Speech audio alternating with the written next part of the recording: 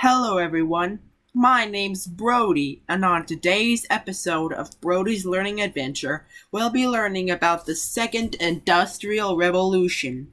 In the late 1800s, industry was revolutionized for a second time, creating a second industrial revolution. After the Civil War, the U.S. became one of the leading industrial powers in the world, and businesses such as steel and railroads grew by leaps and bounds. Business tycoons, notably the railroad barons, those who rose to prominence in the railroad industry, flourished in life, changed for people of every income level. Inventions galore. Industrial growth, especially in the railroad sector, fueled a demand for new technology, and each new innovation led to another. Led to others. Many of America's most significant technological developments came about in the late 19th century. American inventions galore. Or, if you want to hear this in song form, go check out Schoolhouse Rock's song Mother Necessity. 1851, Isaac Singer improved on the original 1845 sewing machine design, enabling the garment industry to begin to replace at-home clothing construction. 1866, the first transatlantic telegraph wire was put in place. 1867, the first commercially successful typewriter was invented by Christopher Schulz, Carlos Glidden, and Samuel W. Soule. Sorry about that. Now, where were we? 1876. Alexander Graham Bell invented the telephone and started the Bell Telephone Company, launching the telecom industry. 1876. Thomas Edison opened a lab in Menlo Park, New Jersey, and went on to patent more than 1,000 inventions. In 1879, he invented the electric light bulb. 1886, George Washington founded the Westinghouse Electric Company, which expanded the power grid created by Edison. 1888, the adding machine, an early calculator patented by William Seward Burroughs, facilitated business transactions, and the Kodak camera brought snapshot photography to the mainstream thanks to George Eastman. 1903, Orville and Wilbur Wright made the first airplane flight, get it? It rhymes? At Kitty Hawk, North Carolina on December 17th. 1908, Henry Ford devised the Model T car, created by his innovative assembly line system. The car was affordable enough for many middle-class Americans to own. So basically, without him, we would have to walk everywhere. So you should thank Henry Ford for that. The assembly line. If everyone on the line does one job over and over, specialization and division of labor, people working together can produce more in a short time period. Those workers are also paid less because they have fewer skills. In 1855, the British made steel production less difficult and less expensive, making railroad construction easier and skyscrapers possible with the Bessemer steel process.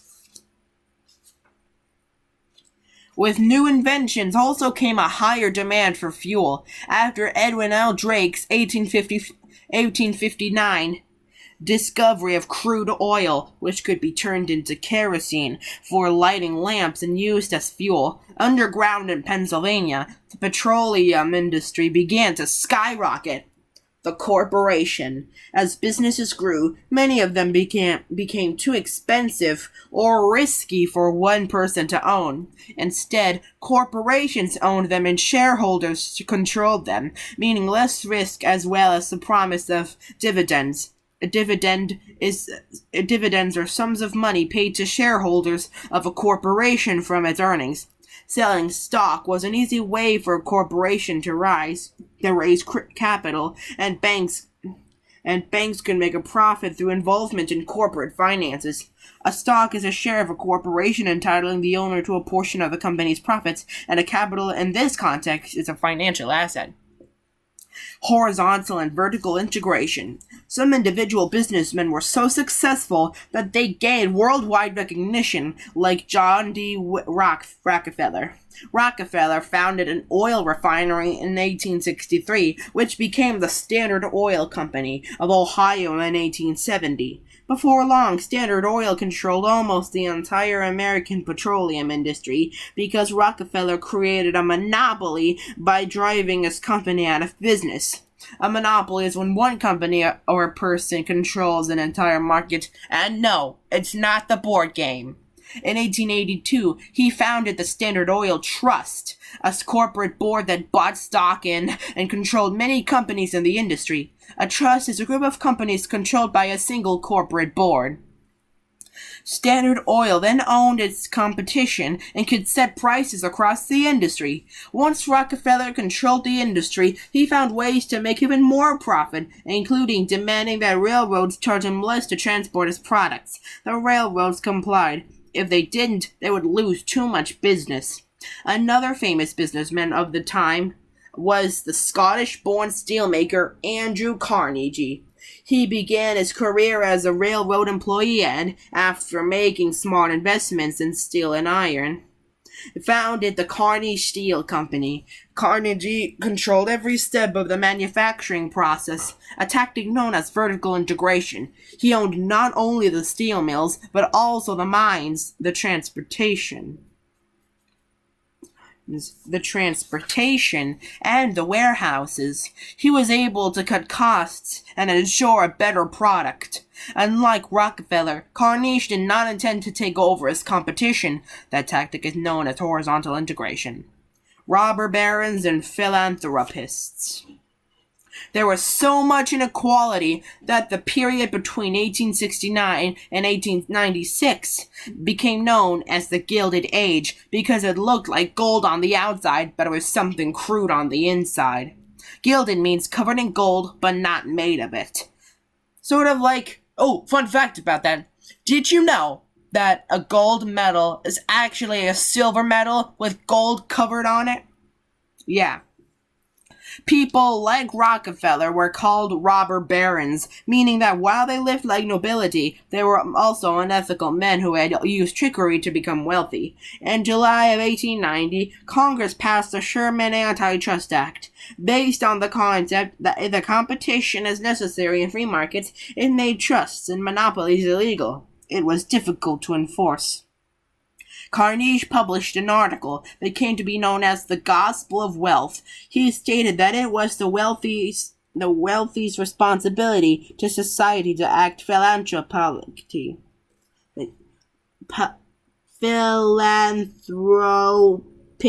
Yeah, whatever that word means.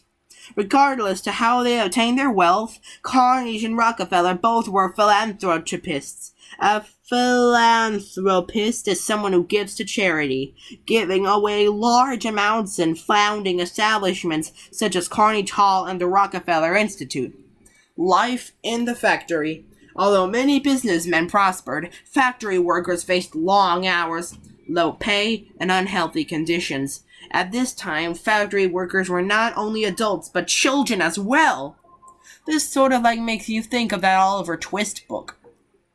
An automation increased in skilled labor was less necessary. Workers themselves became part of the machine, and many bosses treated them as such. Unions. Although unions and trade guides had existed before, they grew in size and scope. The first national union, the Knights of Labor, was founded in Philadelphia in 1869. Originally established as a secret society to protect its members from employer retaliation, the organization went public under the leadership of Terence V. Powderly. In the 1880s, unlike most unions, the Knights of Labor welcomed women, African Americans, and unskilled laborers, but Asians were still excluded. With its large membership, the Knights tried to use the tactic of collective bargaining to secure pay equality and other workplace rights. Collective bargaining is the idea of workers acting together or collectively in the sense of a union, as it gives workers the power to convince the management to make a compromise. In 1886, Samuel Gompers founded the American Federation of Labor, aka the AFL, a coalition of many smaller unions of skilled workers, which became a much more influential organization.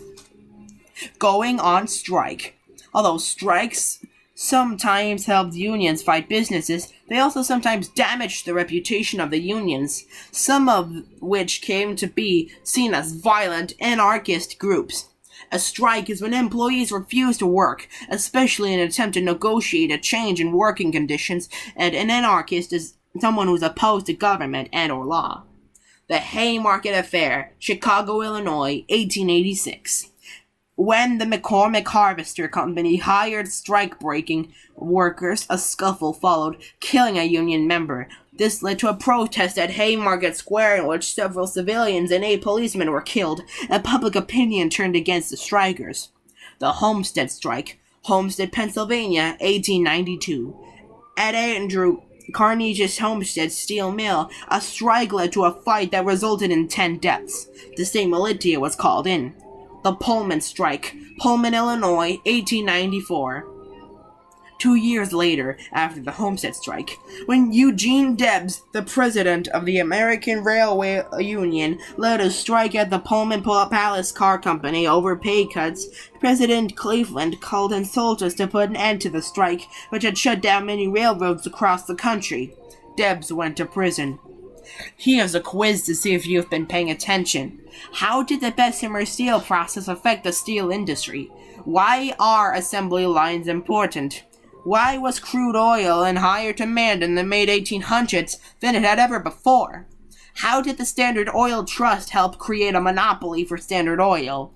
Why was Rockefeller seen as a robber baron? What were the terms of the Sherman Antitrust Act?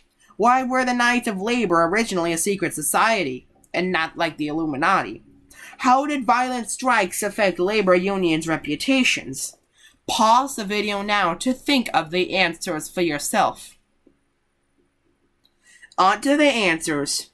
1. Steel got cheaper and easier to make. 2. They allowed faster, cheaper production through division of labor. 3. New inventions needed fuel. 4. The trust owned shares in Standard Oil's competitors. 5. He lived not like nobility and gained his wealth through unethical trusts and monopolies, which were later criminal. 6. Trusts and monopolies were made illegal to allow fair business competition. 7. In order to protect their members from being retaliated against any employers. And 8. Unions became unfairly associated with anarchist movements. Before we end off today's episode, I am sponsoring the Spy Ninja app. Help VY Quint and Chadwell Clay take down Project Zorgo. You have to play the app in order to help them. Oh, and if you haven't watched I have an announcement video. Project Zorgo is going to delete YouTube on December 31st, New Year's Eve.